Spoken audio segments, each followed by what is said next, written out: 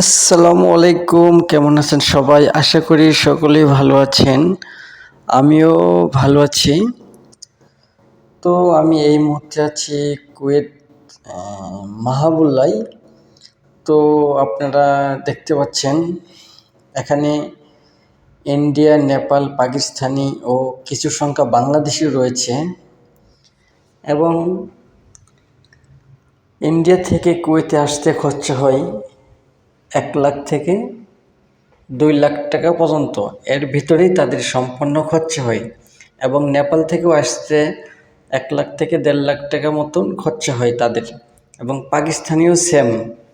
এবং তারা ভালো ভালো ভিসায় কুয়েতে প্রবেশ করেন, যেমন ডাইভিং ভিসায় আসেন এবং ইলেকট্রিকের কাজে আসেন, ফ্রিজের কাজে এবং বিভিন্ন কাজ তারা শিখে এবং ভালো ভিসা নিয়ে অল্প টাকায় কুয়েতে প্রবেশ করেন কোম্পানি ভিসায়।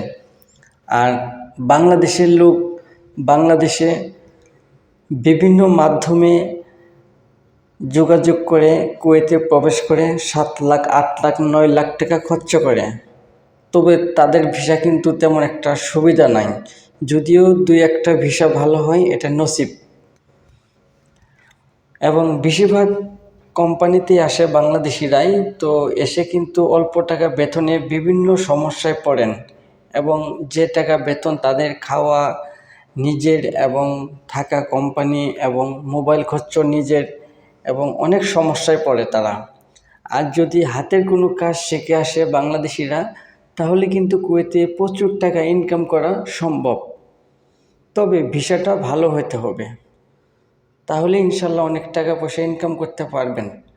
আর ইতিমধ্যে যারা কুয়েতে এসেছেন বাংলাদেশিরা, বিশেষ করে নতুন লোক, তাদের উদ্দেশ্য বলছি, অবশ্যই আপনারা ধৈর্য ধরে থাকেন।